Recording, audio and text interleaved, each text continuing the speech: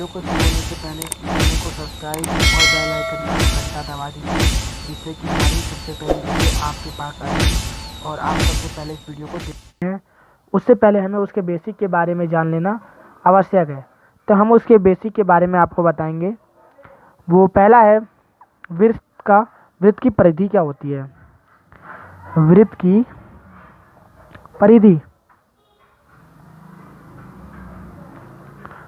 परिधि होती है 2 पाई आर, और फिर होता है वृत्त का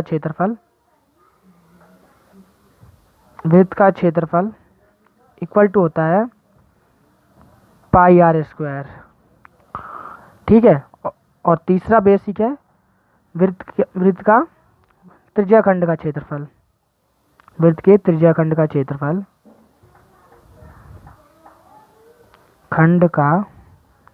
क्षेत्रफल pi r square theta by 360। Theta का मतलब होता है कोण। ठीक है, आप यहाँ कोण लिख सकते हैं थीटा की जगह पे। और आप चाहें तो इसी तीनों फॉर्मूले को यूज करके इस प्रश्नावली को एक्सरसाइज 12.1 को आप कंप्लीट कर सकते हैं। तो हम बढ़ते हैं अपने क्वेश्चन की तरफ। पहले एक्सरसाइज में केवल वृत्त की परिधि और वृत्त का क्षेत्रफल के बारे में ही बात किया गया है। तो हम चालू करते हैं क्वेश्चन नंबर 1। मैं आपको सीधे बताता चलूँगा क्योंकि हमें ज़्यादा टाइम वेस्ट नहीं करना है। जितनी जल्दी आप समझ लेंगे उतना ही बेटर होगा, इसलिए मैं चालू करने जा रहा हूँ क्वेश्चन नंबर 1। क्वेश्चन नंबर 1 है कि दो वृत्त की त्रिज्याएं क्रमांश 19 सेंटीमीटर और 9 सेंटीमीटर है। तो वृत्त की त्रिज्या ज्ञात करनी है जिसकी परिधि इन दोनों वृत्तों की परिधि के योग के बराबर है। तो इसमें कह रहा है मतलब हमें त्रिज्या दे रखी है, तो हम दो त्रिज्याएं हैं तो एक को आर ले लेते हैं, दूसरी को 2r ले लेते हैं। पहली त्रिज्या हमने मान ली r1 और दूसरी त्रिज्या हमने मानी r2।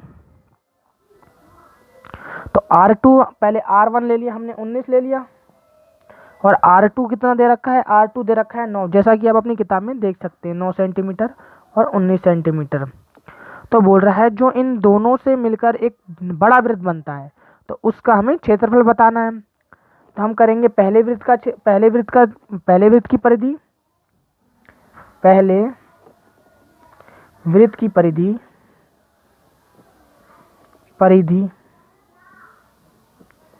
प्लस दूसरे वृत्त की परिधि।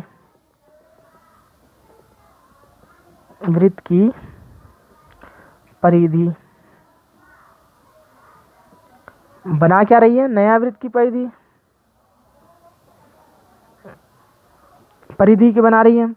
तो इसमें मान लिया पहले वृत्त की परिधि कितनी होगी 2 पाई आर, प्लस दूसरे वृत्त की परिधि हो जाएगी 2 पाई आर।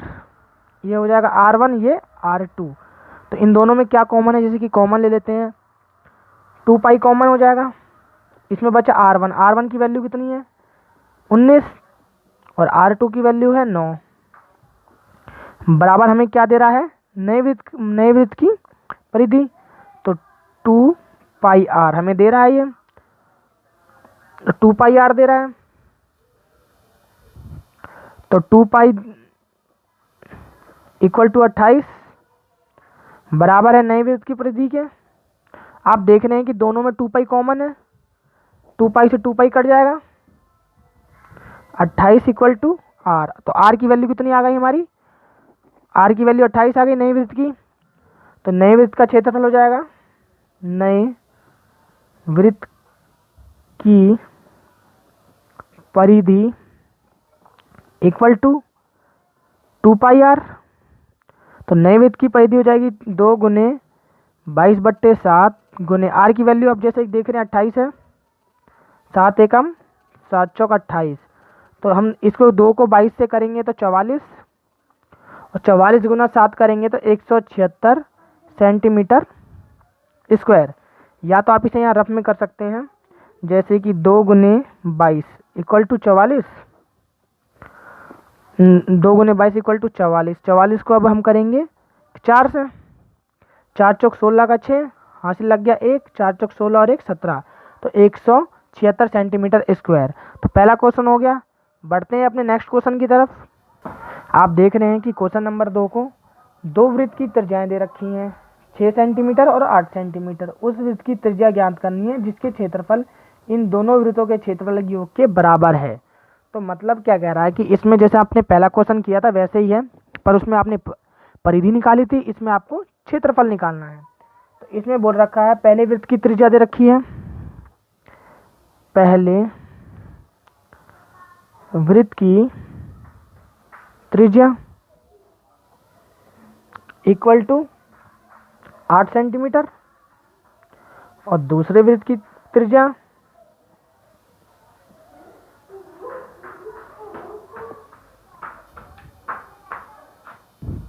Equal to 6 centimetre. अब क्या बोल रहा है इसमें कि क्षेत्रफल निकालना है। तो इससे हमें बना क्या रहा है, इन दोनों जो वृत्तों का क्षेत्रफल है उससे एक नया वृत्त बन रहा है। तो नया वृत्त जो मान लो ये छोटे छोटे दो वृत्त हैं, इसकी त्रिज्या मान ली हमने 6 सेंटीमीटर इस वाले की, और इसकी 8 सेंटीमीटर, जो इनसे बन रहा है एक बड़ा वृत्त बन रहा है। तो इसकी त्रिज्या में इसका हमें क्षेत्रफल बताना क्या होगा। तो पहले वृत्त अब निकालेंगे, पहले वृत्त की त्रिज्या। तो पहले वृत्त का क्षेत्रफल, वृत्त का क्षेत्रफल प्लस में दूसरे वृत्त का क्षेत्रफल,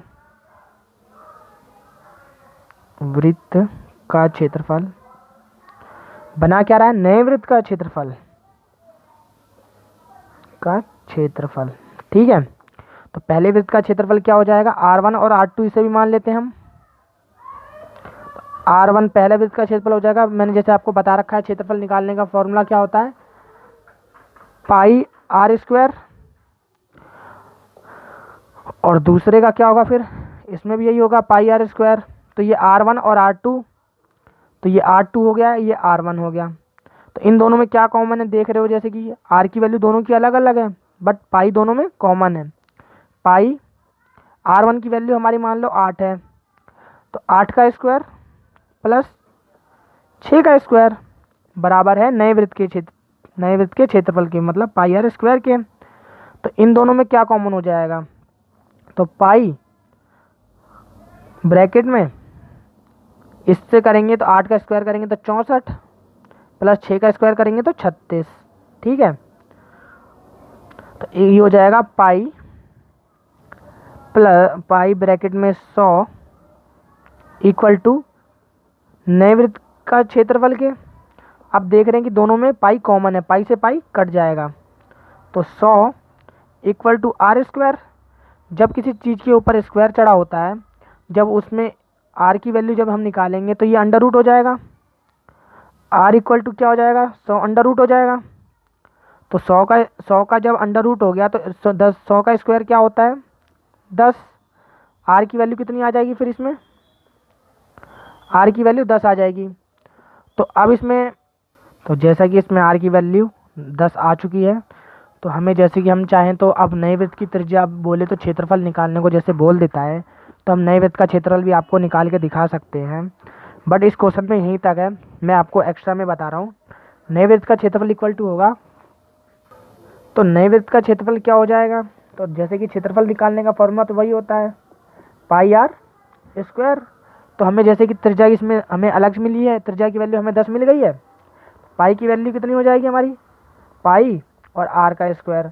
तो पाई हमारा 22/7 गुने 10 गुने 10 इक्वल टू क्या हो जाएगा, हम करेंगे जब 100 गुने में 22, ये हमारा रफ वर्क हो जाएगा, यहाँ से देख लेता हूँ। तो 100 गुने 22 करेंगे तो 2200 हो जाएगा, और इसके बट्टे में कितना है 7, तो ये हो जाएगा 2200/7। आप चाहे तो इसे डिवाइड करके आंसर आगे निकाल सकते हैं, वरना इसे आप छोड़ सकते हैं सेंटीमीटर स्क्वायर ANS। आंसर हमारा यही हो जाएगा। जैसे कि आपके 2 क्वेश्चन कंप्लीट हो गए हैं। हमारी वीडियो यदि आपको अच्छी लगे तो चैनल को सब्सक्राइब करो और जितना ज़्यादा हो सके अपने तमाम दोस्तों में इस वीडियो को शेयर करो। थैंक्स फॉर वॉचिंग, और वीडियो में लास्ट तक बने रहने के लिए आपका बहुत ही धन्यवाद। ऐसे ही हम आपके लिए और वीडियो लेकर आते रहेंगे।